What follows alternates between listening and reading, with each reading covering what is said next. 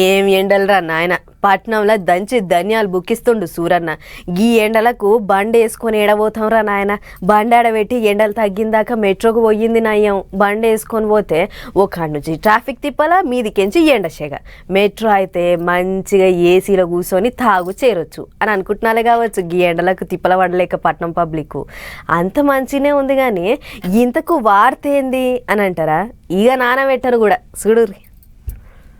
Right, ఇప్పుడు పట్నం metro రైలు సర్కారుల చేతికి వస్తుంది. అగో అదేంది ఇన్నొద్దులు లేదా అంటే, లేదు మరి ఎల్లండు టీ అనేటి కంపెనీలు నడిపిస్తున్నారు ఇన్నేళ్ల సంది. ఇగిన్ని రూట్లలో పట్టాలు వర్షాలే పట్నం అంతా బండి తిప్పాలని గవర్నమెంట్ వాళ్ళు ఆలోచన చేస్తుంటే, లేలే ఇది తిప్పుడే మాతోనైతే లేదు, పట్నం అంతా తిప్పుడంటే కష్టమవుతుందని ఆయనతో చేతుల మీదికి లేపిల్లాట. అచ్చా, అయితే ఆయనతో మేమే తోలుకుంటాం తీయాలని సర్కారు వాళ్ళు తీసుకుంటున్నారు అన్నట్టు. ఇప్పుడు మళ్ళీ ఎప్పుడో కాదుల్లో ఈ నెల 30వ తారీఖు వరకు మొత్తం సర్కారుల చేతికి వస్తుందట కూడా. అంటే మే 1వ తారీఖు హైదరాబాద్ పట్టణంలో మెట్రో రైళ్లను నడిపేటి బాధ్యతను తెలంగాణ గవర్నమెంట్ తీసుకుంటుంది అన్నట్టు. ఇక బ్యాంకులకు బాగున్న 13,000 కోట్ల రూపాయలు కటింగ్ చేసి సెటిల్మెంట్ కింద కంపెనీ వాళ్లకు 2,000 కోట్ల రూపాయలు ఇద్దానికి కతాయి కాయిదాలు రాసుకున్నాట కూడా ఇంతకు మునిపే. 90% కంపెనీ వాళ్ళు 10% సర్కారుల పొత్తుతోని పట్నంలోకి మెట్రో రైళ్లు తిరగబట్టి ఏం తక్కువ 9 ఏళ్లకు మీదనే అవుతుంది.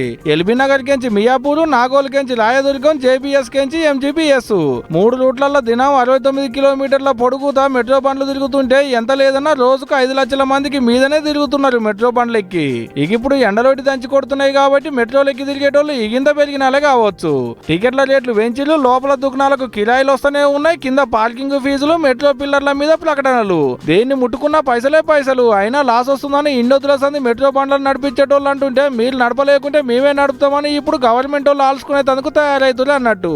అంతా ఆల్చుకున్నాక పురాగా గవర్నమెంటే నడుపుతుందో లేకుంటే మళ్ళా కొత్తగా ఎవరికన్నా గుత్తకిస్తారో ఏమో తెలియదు, కానీ ఇప్పటికైతే సర్కారే ఆల్చుకుందానికి తయారైతుంది అన్నట్టు.